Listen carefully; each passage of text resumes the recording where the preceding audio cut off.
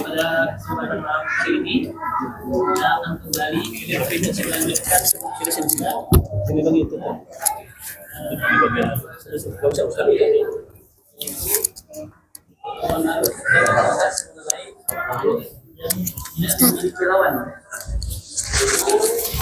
sampai pada pembahasan yaitu sofir. Ya, kemarin kita telah membahas mengenai sifat huruf yaitu yang disebut dengan apa? Sofir. Apa itu sofir? Masih ada yang ingat? Apa? Apa? Desis? Besar? Oke, baik. Kemarin kita ada yang mencatat nggak kira-kira kemarin apa? Yang lebih tepatnya suara yang tajam. Bukan desis ya. Kalau desis itu hampir seperti hamas. Beda lagi. Kalau sofir itu adalah suara yang tajam. Kenapa? Karena ujung lidah kita menyentuh dengan gigi seri bawah dan pertemuan celahnya itu yang membuat suara menjadi tajam. Kemarin hurufnya ada berapa? Sofir? Tiga. Apa saja?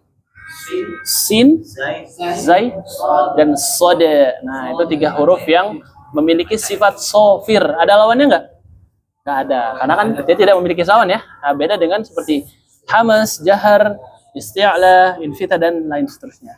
Insya Allah pada malam hari ini kita akan melanjutkan pembahasan kita, yaitu yang di buku Asy-Syafi'i selanjutnya mengenai qalqalah ya. Baik, Anda akan bacakan Bismillahirrahmanirrahim. Qala Imam Ibnu Al-Jazari rahimahullah subhanahu wa ta'ala wa nafa'ana Allah ta'ala bihi wa ulumihi fid dharain amin. Qalqalatun qutbun jadi. Nah, di sini adalah pembahasan mengenai qalqalah, yaitu Al-Imam Ibnu Al-Jazari rahimahullah mengatakan qalqalah itu secara bahasa artinya adalah goncangan atau bergetar. Suara ya, suara yang bergoncang atau bergetar. Yaitu sedang menurut istilah adalah bergetarnya suara saat mengucapkan huruf. Nah, sehingga didengarnya bunyi yang kuat. Nah, itu hurufnya ada 5. Yaitu adalah qutbu jadin. Nah, ini adalah kalau qutbu jadin ini Imam Ibnu Jazari membuatnya dalam bait yang artinya itu adalah kakeknya kutub. Nah, ini artinya kalau ulama-ulama terdahulu ketika membuat bait-bait atau syair itu pasti memiliki makna. Nah, kalau kakeknya kutub ini adalah orang yang berusaha mendekatkan diri kepada Allah. Kakeknya seorang sufi sebenarnya. Nah, orang yang berusaha meninggalkan kemaksiatan dan meningkatkan ketaatan. Nah, ini adalah qutbul jadin. Tapi kalau di Indonesia biasanya untuk anak-anak dikasih singkatannya apa? Baju di toko ya, atau di toko baju. Nah, tapi maknanya apa? Tidak ada. Cuman menginspirasi kita biar belanja, atau biar beli baju ya. Tapi tidak apa-apa, agar mudah diingat. Nah, tapi kalau para sahabat atau ulama-ulama terdahulu ketika memberikan singkatan-singkatan itu pasti memiliki makna. Yaitu adalah huruf-huruf qalqalah. Baik, huruf qalqalah ini, nah kita akan bahas ada beberapa pendapat ya, tingkatan-tingkatan qalqalah. Nah, ada yang pernah belajar nggak sebelumnya tingkatan-tingkatan qalqalah? Nah, jadi ada 3 pendapat mengenai qalqalah ini. Nah, kita akan bahas satu persatu ya. Yang pertama, qalqalah ini menurut pendapat pertama yaitu qalqalah terjadi menjadi 4 bagian ya. Ini pendapat pertama. Yaitu sebagaimana disebutkan oleh Dr. Atiyah Qabil Nasr pada bukunya Ghayah Al-Murid fi Ilmi At-Tajwid. Itu ada di halaman 147, dan juga Syekh Abdul Fattah Al-Musrifi pada kitabnya Hidayah Al-Qari ila Tajwid Kalam Al-Bari pada halaman 86. Beliau mengatakan, dan pendapat yang pertama ini juga yang diikuti oleh seorang penulis atau yang dipakai oleh guru ana, yaitu Ustadz Raden Soekarno LC, dan yang beliau juga ikuti dari gurunya itu Syekh Nabil. Yaitu pendapat yang pertama, yang tingkatan paling pertama itu adalah qalqalah akbar. Nah, ini adalah tingkatan yang pertama ya. Apa itu qalqalah akbar? Qalqalah akbar itu adalah qalqalah yang terjadi pada ketika waqaf namun dia memiliki tasydid. Nah, jadi ketika kita temukan huruf-huruf qalqalah yang 5 tadi itu, dan ketika kita waqaf atau berhenti dia ada tasydidnya. Nah, ini menjadi qalqalah akbar, tingkatan yang paling pertama. Yaitu ketika membacakannya, contohnya tabbat yada abi lahabin wa tabb. Nah, wa tabb itu ada tasydid ya kan di akhirnya. Nah, Dan kita berhenti waqaf. Nah, ketika kita berhenti pada huruf qalqalah yang bertasydid, nah itu dia harus ditekan watab. Jadi bukan watab, nah, tapi harus watab. Nah, tapi perlu diingat juga dalam melafazkan qalqalah akbar ini jangan sampai ditahan. Watab. Nah, kadang ada yang menahannya sampai agak lama. Tabbat yada abi lahabin watab. Ah, tidak perlu. Tapi hanya watab. Nah, ini tingkatan yang pertama. Ya, qalqalah apa tadi? Akbar. Lalu yang kedua, tingkatan selanjutnya qalqalah kubro. Nah, kubro dulu nih. Yaitu qalqalah yang terjadi ketika dia waqaf saja, tapi tidak ada tasydidnya. Contohnya al-falaq. Lalu juga ya basuta. Nah, jadi hanya langsung berhenti, tidak ada tasydid ketika qalqalahnya ya. Nah, ini adalah qalqalah kubro. Lalu tingkatan yang ketiga itu ada namanya qalqalah sugro. Nah, kalau qalqalah sugro ini yang terjadi apabila dia sukun namun berada di pertengahan kata. Nah, kalau tadi kubro itu berada di akhir kata, sugro ini berada di tengah-tengah kata. Contohnya dalam qalqalah sugro ya qanuto. Ya qanuto. Lalu ada juga biqilta'in. Nah, itu tingkatan yang ketiga. Lalu yang tingkatan yang terakhir qalqalah asghar. Nah, ini tingkatan yang paling terakhir. Ini adalah tingkatan yang paling rendah, yaitu ketika qalqalah itu berharokat. Nah, jadi qalqalah itu ketika berharokat juga ada ya, namun tidak terlalu tampak. Berbeda ketika dia sukun. Sebagaimana dijelaskan oleh Imam Ibnul Jazari, di sini dikatakan bahwa oleh Ibnul Jazari memasukkan qalqalah kepada sifat lazimah sebagaimana bait di atas. Nah, itu dalam kitabnya An-Nasri fi al-Qiraat al-Asr. Nah, di sini dikatakan bahwa setiap huruf yang qalqalah apabila dia sukun lebih jelas dibandingkan ketika dia berharokat. Nah, siapa yang bilang? Imam Ibnu Jazari. Nah, jadi di situ ya. Nah, ini adalah 4 tingkatan qalqalah menurut pendapat yang pertama. Lalu pendapat yang kedua, yang keempat adalah qalqalah asghar. Nah, ya, itu yang paling kecil lagi. Dia hampir tidak terlalu tampak. Kenapa? Karena dia berharokat. Contohnya al-qamar, al-qa. Nah, itu agak bergetar tapi tidak terlalu seperti ketika dia sukun. Al-qa, nah, juga memantul tapi tidak terlalu tampak, maka dikatakan ya, ini tingkatan yang paling kecil. Iya, huruf yang berharokat apapun itu, ketika dia fathah, kasrah ataupun dhammah. Nah, huruf-huruf yang 5 itu ketika dia berharokat itu masuk dalam kategori qalqalah asghar.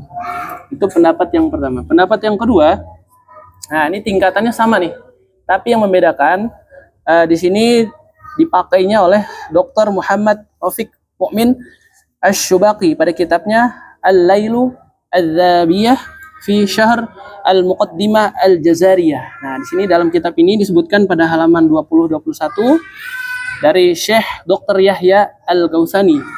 Nah, dia mengatakan qalqalah ini terbagi menjadi 3 tingkatan saja, yaitu tadi qalqalah akbar seperti yang kita jelaskan sebelumnya, lalu qalqalah kubro dan qalqalah sugro. Nah, hanya 3, dia tidak memasukkan qalqalah asghar ya. Pendapat yang ketiga, yang terakhir, nah ini disebutkan oleh Profesor Dr. Sya'ban Muhammad Ismail. Ini salah satu pengajar di Universitas Ummul Qura Makkah. Nah, dan juga disebutkan dalam bukunya Al-Mukhtasar Al-Mufid fi Ilmi At-Tajwid. Ini di halaman 83. Nah, dan juga diikuti oleh Syekh Abdul Fattah Al-Mushifi. Ini salah satu pengajar di Fakultas Quran di Rasad Al-Islam Universitas Madinah juga. Ya, ini sama-sama dari Madinah sama Makkah ya, ulama-ulama besar yang menyebutkan. Dan juga ini diikuti oleh Dr. Abdurrahim. Nah, ini pendapat yang ketiga, yaitu menyebutkan dan juga disampaikan oleh Dr. Syekh Aiman nih. Nah, jadi Dr. Syekh Aiman memakai pendapat yang ketiga ini, yaitu qalqalah terbagi menjadi 2 tingkatan saja, yaitu qalqalah sugro dan kubro. Nah, hanya 2 saja ya. Nah, jadi ada 3 pendapat ulama-ulama dalam membagi qalqalah. Nah, jadi kalau Dr. Syekh Aiman Suaid dia memakai pendapat yang ketiga ini, yaitu yang membagi hanya dua, qalqalah kubro dan sugro. Jadi tidak memasukkan qalqalah. Jadi setiap akbar itu udah masuknya ke qalqalah kubro. Asgor sudah masuk juga qalqalah sugro. Nah, jadi ini ada pendapat ketiga. Namun pendapat yang Anda pakai, yaitu mengikuti guru Anda pakai, adalah pendapat yang pertama. Qalqalah itu menjadi 4 kategori, yaitu akbar, kubro, sugro, dan aswar, ya. Dan juga dalam penyebutannya, nah ini juga penyebutannya ada pendapat lagi nih ternyata. Nah, jadi pendapat dalam menyebutkan qalqalah ini yang masyhur itu ada 2 pendapat. Yang pertama, penyebutan qalqalah itu condong kepada huruf sebelumnya. Nah, jadi qalqalah itu dia mengikuti huruf sebelumnya apa? Nah, qalqalahnya akan condong kepada huruf tersebut. Nah, ini pendapat yang pertama ya, yaitu contohnya ketika kita membaca huruf qalqalah sebelumnya berharokat fathah, qalqalahnya condong juga kepada harokat fathah. Ketika huruf qalqalah sebelumnya ada berharokat kasroh, qalqalahnya condong ke huruf yang berharokat kasroh. Dalam pengucapannya, entah dia kubro, sugro, asgor, itu sama dalam penyebutan. Nanti akan contohkan satu persatu. Lalu pendapat yang kedua, ya ini adalah mengucapkan qalqalah mutlak seperti huruf yang berharokat fathah. Nah, ini ada 2 pendapat ini sama-sama benar ya, yaitu yang condong kepada huruf sebelumnya dan juga yang condong kepada huruf yang berharokat fathah. Nah, ini namun yang dipakai di sini yang Anda ikuti adalah mengikut dari guru Anda Syekh Ustadz Raden dan gurunya Syekh Nabil bin Muhammad bin Ahmad. Nah, jadi pengucapan di sini yang dipakai adalah ketika membacanya itu qalqalah condong ke huruf yang sebelumnya. Contohnya ya, Anda akan bacakan. Nah, ini condong ketika huruf sebelumnya berharokat kasrah. Contohnya iqtarab, iq. Nah, jadi agak condong ke harokat kasrah. Nah, ini memang harus teliti nih. Kadang kalau tidak teliti kita nggak ada bedanya kadang. Iq. Nah, itu condong ke kasrah. Kalau condong ke fathah, iqtarab. Nah, condong kan bukan iko. Iko itu berharokat. Tapi dia condong ke harokat fathah. Iqtarab. Nah, itu yang condong ke fathah. Kalau condong ke kasrah, iq. Beda. Ya. Condongnya gimana gitu? Condong bunyi qalqalahnya. Condong bunyi qalqalahnya itu condong kepada huruf yang berharokat fathah. Ini pendapat yang pertama ya.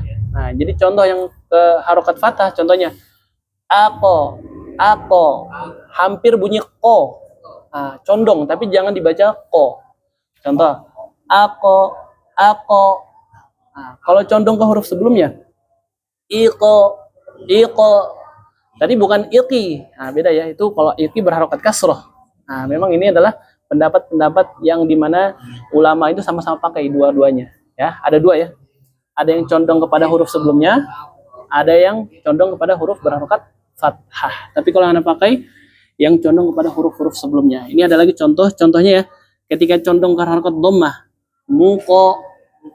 muqtadir. Yang condong ke harokat fathah lagi, yaqadir.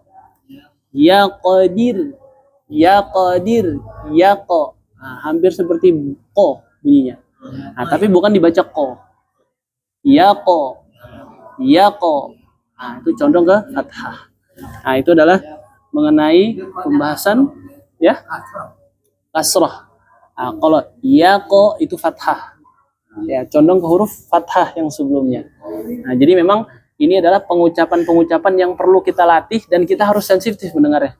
Kalau kita tidak fokus, nggak ada bedanya kedengarannya. Ada yang merasa nggak ada bedanya? Masih begitu ya. Tapi nanti kalau sudah terbiasa, kalian alhamdulillah paham ya. Makanya ini perlu pengucapan dan pelafazannya perlu dengan talaqi. Jadi kita perlu mengucapkannya juga perlu diperdengarkan, karena ketika Anda belajar ini juga langsung diperdengarkan, ketika kurang tepat bisa diperbaiki ya. Insyaallah. Baik. Ya. Tadi apa itu sebelumnya kata kalau yaqo itu sebelumnya fathah. Contoh dalam bacaan yang sama ya. Kalau sebelumnya qalqalah yang condong ke fathah dibacanya yaqo.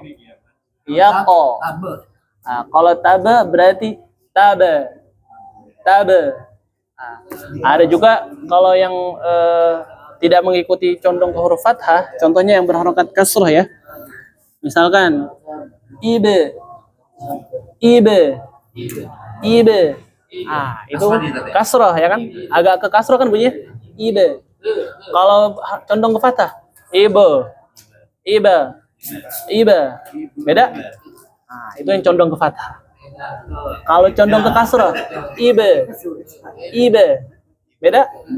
Nah, silahkan didengarkan ya. Kalau nanti kurang jelas bisa didengarkan di video ya. Nah, condong ke bunyi i, nah, ya.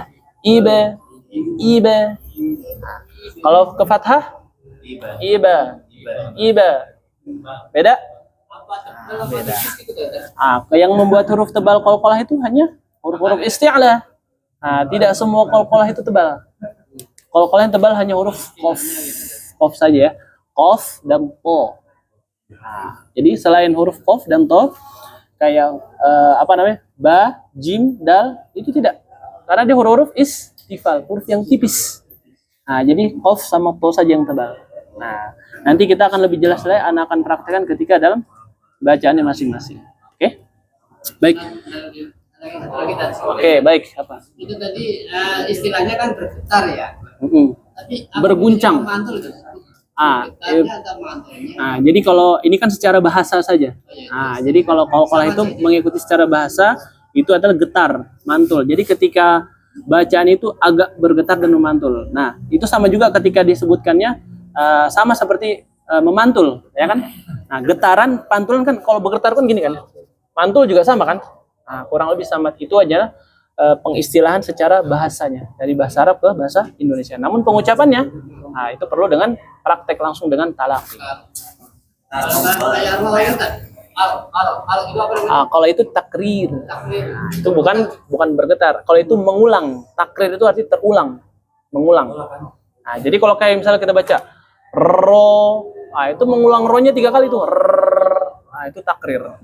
Kalau bergetar, ako, nah itu bergetar. Ako, iko, uko, nah itu pantulan ya, berbeda dengan takrir ya. Nah, karena di Indonesia kita memang digambarkan huruf yang memantul ya, dan istilahnya juga disebut apa, baju di toko. Nah, itu ya. Tapi kalau kita mengikuti matan yang disampaikan oleh Al-Imam Ibnu Jazari, itu bukan baju di toko, tapi kutbun jadi. Nah, kutbun jadi itu sudah ada ya di buku Asy-Syafi'i, ada nggak? Ada kan ya? Ada matannya juga. Baik. Itu adalah 3 pendapat ulama ya. Jadi ada yang mengatakan 4 tingkatan. Itu pendapat yang pertama. Tingkat yang kedua yang mengatakan hanya 3 tingkatan. Lalu tingkatan yang terakhir hanya mengatakan 2 tingkatan. Nah, jadi silahkan ya. Kalau seandainya mungkin bapak-bapak, saya pernah belajar cuman qalqalah kubro dan sugro. Itu adalah landasannya. Nah, saya belajar ada pernah dengar asgor juga dan akbar. Itu adalah landasannya. Sama-sama. Namun pendapat yang dipakai yang dari sini yang Anda pelajari memakai yang pendapat yang pertama, yang 4 kategori. Karena bunyinya pun berbeda ketika huruf qalqalah bertasydid dengan tidak bertasydid itu berbeda ya. Nah, itu perlu dan dipraktekkan. Baik. Mungkin itu sedikit ya mengenai qalqalah. Nanti kita akan lebih spesifiknya, kita akan praktekkan dalam bacaannya masing-masing. Ada yang ditanyakan mengenai qalqalah? Ya? Kaf itu bukan termasuk huruf qalqalah. Nah, itu bukan qalqalah, itu syiddah dulu. Nah, contohnya ak. Nah, itu bukan qalqalah. Syiddah itu artinya apa? Suara yang tertahan. Ak, tertahan nggak? Nah, tapi huruf qalqalah itu sudah pasti syiddah juga. Contoh, kita baca huruf apa namanya? Misalnya qaf. Tapi kita nggak bunyikan qalqalahnya dulu ya, syiddahnya aja. Ak. Ketahan nggak? Tahan, baru bunyikan qalqalah. Aqqa. Nah, makanya kenapa kaf bukan qalqalah tapi dia hanya syiddahnya saja. Jadi ada kesamaan di sini. Sama-sama memiliki sifat syiddah, suara yang tertahan. Tapi dia tidak memantul. Begitu. Yang malah asgor ya kan. Asgor itu apa yang maksudnya itu apa huruf yang berharokat. Ya. Itu maksudnya jenis huruf qalqalah atau memang sifat. Nah, kalau qalqalah ini lebih ke tingkatan bacaan. Nah, jadi kalau asgor tingkatan yang paling bawah, qalqalahnya tidak terlalu nampak ketika dia berharokat. Ya. Nah, makanya sifatnya ketika kita membaca qalqalah yang ada harokatnya, itu qalqalahnya ada, namun tidak terlalu tampak. Nah, kayak gitu. Nah, tidak terlalu jelas seperti dia kesukun. Makanya masuk dalam kategori qalqalah. Nah, itu yang dikatakan, yang mengatakan adalah Imam Ibnul Jazari, ya. Itu dalam kitabnya Fi Al-Qiraat Al-Ashr. Nah, itu ada di halaman nah, itu dijelaskan nih katanya. Suara qalqalah pada saat sukun lebih jelas daripada qalqalah yang berharokat, dan dalam qalqalah saat waqaf lebih jelas bunyinya. Nah, itu Imam Jazari mengatakan. Nah, saat sukun lebih jelas dibandingkan berharokat. Berarti keduanya sama-sama ada qalqalahnya. Nah, gitu ya. Kalau di kita pemberiannya itu adalah tidak akbar, asghar, tidak. Nah, itu pendapat yang tadi, yang di pendapat yang ketiga. Yang kalau yang familiar di sini, mungkin yang diajarkan ke anak-anak pendapat yang ketiga tadi, yang dipakai juga oleh Dr. Aiman. Qalqalah sugro dan kubro saja. Nah, akbar mungkin jarang ada dengar ya, akbar dan asghar. Namun ini semuanya ada landasannya. Baik, itu hanya pembagian-pembagian qalqalah berdasarkan tingkatannya masing-masing.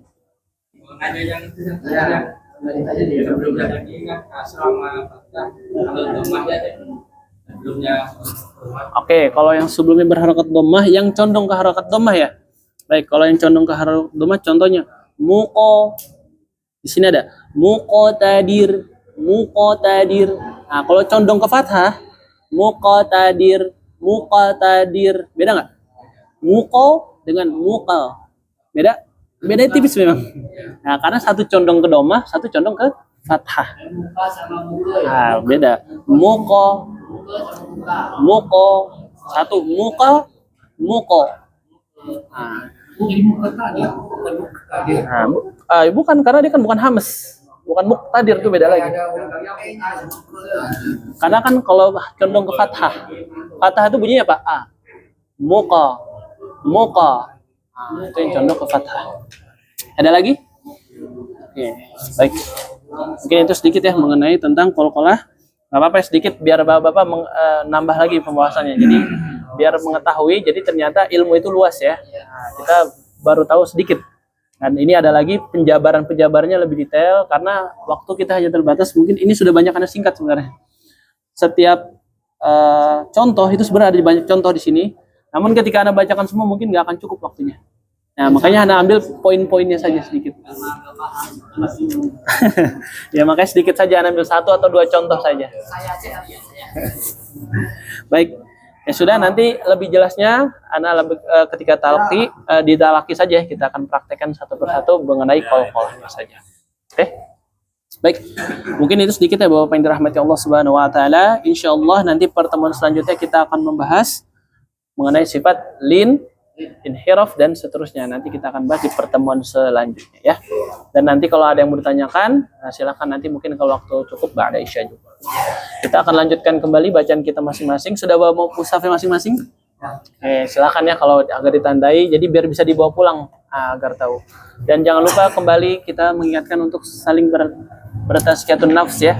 Tujuan kita di sini adalah mempelajari kalamullah, bukan sedang ingin banyak-banyakan, tentang ingin berbangga-bangga, tidak. Kita hanya sedang ingin sama-sama belajar bagaimana pengucapan-pengucapan agar kualitas kita lebih baik. Jadi yang kita perbaiki dulu kualitas, bukan kuantitas. Ya, kalau ingin kuantitas silakan di rumah masing-masing. Ya, insya Allah bapak-bapak banyak lah waktunya ya. Nah, baik. Alhamdulillah. Allah Akbar. 3 menit lagi. Ada 3 menit lagi. Insya Allah sedikit lagi ya. Ya mungkin kalau seandainya tidak cukup, 7 ya. Ya sudah, mungkin karena ini satu orang mungkin bisa, boleh silakan, nggak apa ya. Ya, baik. Nanti kalau tidak cukup silakan nanti mungkin pada Isya ada beberapa, setelah Isya lagi. Bapak Afwan, coba sekali lagi dari Taus dan silakan, ada pensilnya. Baik. Nanti kalau ada yang diperbaiki atau gue silakan ditandai ya. Nanti agar bapak latihannya lebih mudah. Dan buat bapak-bapak yang lain silakan kalau ingin menyimak ya, nanti kalau ingin mengikuti bacaan yang mana. Silakan. A'udzu billahi minasy syaithanir rajim. Baik Bapak, maaf. Setiap huruf yang bertasydid kita harus sempurnakan. Jadi jangan a'udzubillah, tapi harus a'udzubillah. A'udzu billahi minasy syaithanir rajim. Nah, di sini juga sama Bapak. Nirrajim. Nirrajim. Sekali lagi. A'udzu billahi minasy syaithanir rajim. Mantap. Bismillahirrahmanirrahim. Alhamdulillahi rabbil alamin. Jangan terlalu ditahan. Rabbil, tapi langsung. Alhamdulillahi rabbil alamin. Ar-Rahmanir Rahim. Maliki yaumiddin. Iyyaka na'budu wa iyyaka nasta'in. Ihdinas siratal mustaqim. Sekali lagi, jelaskan yang kemarin kita baca. Ihdinas siratal mustaqim. Siratal ladzina an'amta 'alaihim ghairil maghdubi 'alaihim. Tebal, jangan ghairil maghdubi, tapi ghairil maghdubi. Tebal. Ghairil maghdubi 'alaihim waladdallin.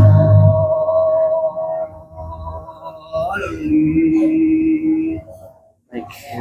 Sampai ayat berapa, Pak? Nah, sebentar Pak, ini muadzan dulu ya? Ada yang muadzan? Muadzan dulu. Oke, kita lanjutkan setelah. Baik, bismillahirrahmanirrahim.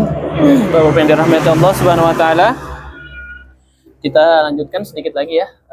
Mungkin bisa 1 atau 2 orang. Tapi kalau mungkin tidak cukup, kita lanjut nanti ba'da Isya, waktunya lebih lambat. Oke, baik. Tadi Bapak, kita lanjut dulu sedikit lagi ya. A'udzu billahi minasy syaithanir rajim. Qatamallahu ala. Bapak, jelaskan setiap lafaz Allah itu harus 2 harokat. Pensilnya mana? Qatamallahu ala. 2 harokat. Jadi jangan khatamallahu ala, tapi khatamallahu ala. Qatamallahu ala qulubihim wa ala sam'ihim. Jelaskan ainnya, Bapak. Bapak, pensilnya mana? Tandain huruf ain tadi. Pensil Bapak mana? Itu coba pinjam dulu. Coba ditandai tadi huruf ain wa ala sam'ihim. Jadi jangan wa ala sam'ihim. Sekali lagi. Wa ala sam'ihim. Wa ala sam'ihim. Sekali lagi dari awal coba. Khatamallahu ala qulubihim wa ala sam'ihim wa ala absarihim. Di sini ada qalqalah. Absarihim. Absarihim. Ro atau ri? Wa ala absarihim. Wa ala Jangan kurang dari 4 harokat. Wa ala absarihim gisawatu walahum. Bapak, kalau ada tanwin bertemu wawu itu idgham bi gunnah, tahan 2 harokat. Gisawatu, dan hati-hati idgham bi gunnah dia harus masuk hidung. Jadi harus ghishawatu, kalau kita tutup hidungnya dia berpengaruh. Ghishawatu. Jadi jangan sampai ghishawatu, itu hanya waw saja. Ala absarihim ghishawatu walahum adzabun adzim. Baik, hasbuk, sampai situ dulu. Tadi jangan lupa diperbaiki. Pertama, lafaz Allah pastikan harus 2 harokat. Setiap lafaz Allah pasti 2 harokat. lam jalalah. Lalu yang kedua huruf ain. Wa ala a i u a. Jadi jangan sampai a i u, itu jadi hamzah. Lalu yang terakhir idgham bi gunnah. Apabila ada tanwin bertemu dengan wawu harus dipanjangkan 2 harokat. Oke, itu dulu Pak ya. Apa? Nanti disempurnakan kita akan. Baik, silakan. Ya, nggak apa-apa, silakan.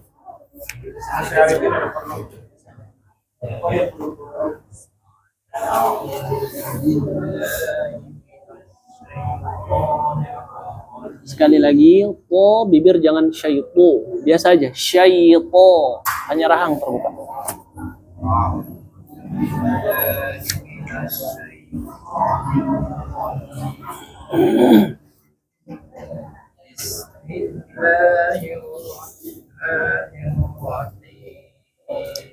Him, ha kecil. Rahnya tadi sudah bagus, tinggal him sama kecil juga.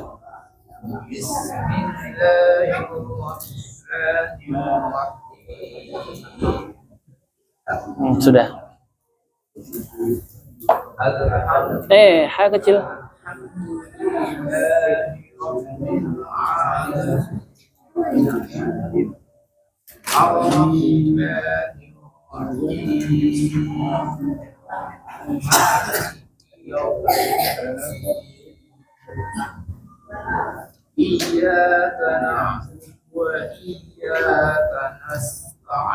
Sin punya sifat apa? Sekali lagi.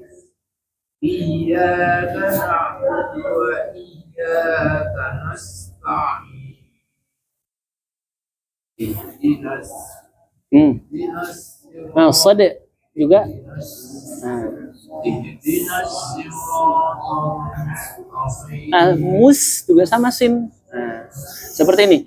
Ihdinas siratal mustaqim.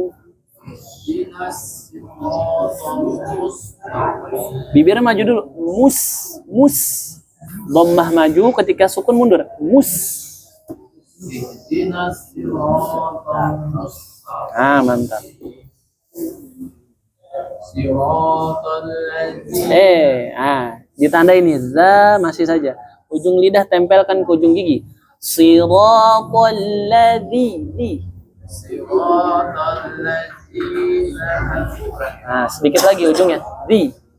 Kayak gitu. Siratal ladzina. Belum. Di, coba.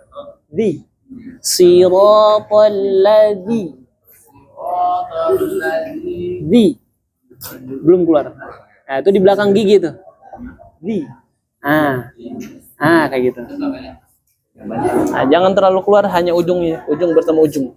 Siratal ladzina an'amta 'alaihim ghairil maghdubi 'alaihim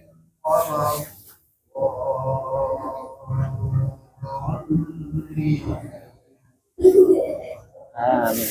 Baik. Coba silakan di ayat berapa?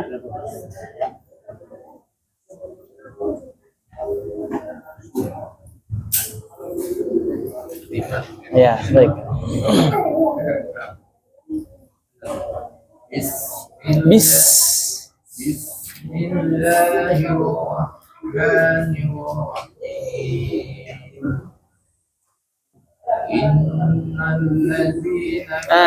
Coba di sini zi lagi ketemu, kita temukan. Coba ditandai. Za ujung lidah harus menempel ke ujung gigi. Zi. Coba seperti ini. Innalladzi. Di. Nggak apa-apa, karena terbiasa berarti.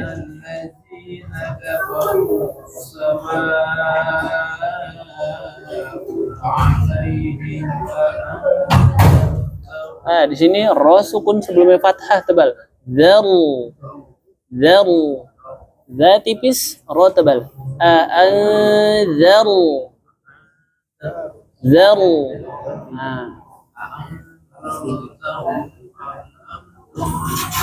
Di sini ada dhammah seperti ini. Anzartahum am lam tundirhum.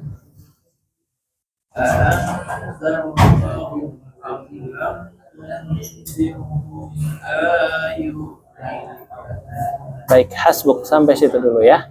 Nah, tadi apa diperbaiki? Pertama zal. Nah, yang seperti huruf dal itu tempelkan ujung lidah kita ke ujung gigi. Coba. Za, zi, zu, az. Satu-satu coba. Nah, kalau itu lidahnya dia ke bawah, tertahan oleh gigi seri yang bawah. Baik, biar lebih efektif nanti latihannya silakan di depan kaca. Zadidu'ad. Nah, nanti biar bisa kelihatan kalau Bapak udah tahu, oh lidahnya udah keluar atau belum. Nah, bawa kaca tuh. Masya Allah. Nah, nanti buat menyiapkan, lihat lidahnya ada keluar apa belum. Karena huruf zal itu di ujung lidah. Ya. Coba satu-satu Bapak. Za, za, di, zu, az. Nah, itu bisa tuh kalau gitu. Nah, Info juga bisa info. ya dilatih dulu ya Pak. Nah, ya karena terbiasa. Sudah berapa tahun baca huruf za seperti itu. Nah, makanya ketika dirubah perlu waktu. Oke, baik. Itu dulu Pak ya, nggak apa. Siapa lagi? Silakan. Mungkin sedikit lagi mungkin. A'udzu billahi minasyaitonir rajim.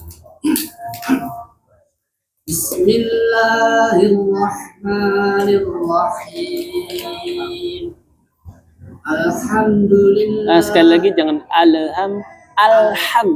Alhamdulillahi rabbil alamin. Sekali lagi ro-nya tebal. Alhamdulillahi rabbil alamin. Alhamdulillahi rabbil alamin. Ar-Rahmanir Rahim. Sedikit lagi tebalkan. Ar-Rahmanir Rahim. Ar-Rahmanir Rahim. Maliki yaumiddin. Dhammah. Maliki yaum. Maliki yaumiddin. Iyyaka na'budu wa iyyaka nasta'in. Iyyaka na'budu wa iyyaka nasta'in. Ihdinas siratal mustaqim. Si. صراط الذين أنعمت عليهم غير المغضوب عليهم ولا الضالين.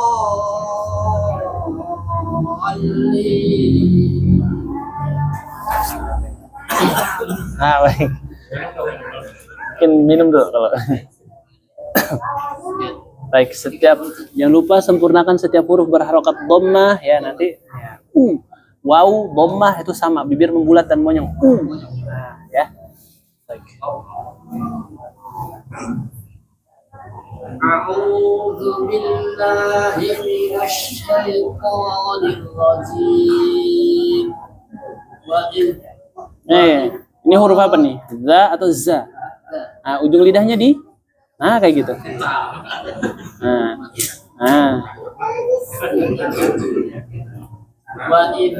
Belum keluar. Wa id qala rabbuka lil malaikati inni jangan saktah. Itu inni. Ja itu saktah. Kalau berhenti, kalau wasol. Jangan setengah-setengah. Tebal. Ro. Nah, tanda ini huruf ro berharokat fathah tebal. Ro. Nah, gitu. Wa in qala rabbuka lil malaikati inni ja'il. Itu berhenti. Jangan seperti itu. Seperti ini. Wa id qala rabbuka lil malaikati inni ja'ilun fi. Nah, tadi jangan Wa idh qala rabbuka lil malaikati inni itu saktah namanya. Berhenti sejenak tanpa kata. Itu jangan berhenti, tapi langsung inni langsung. Wa idh qala rabbuka lil malaikati inni ja'ilun fil ardi khalifah. Di sini juga ditandai huruf ra sukun sebelumnya fathah. Fil ardi. Bibirnya jangan dhi biasa. Fil ardi.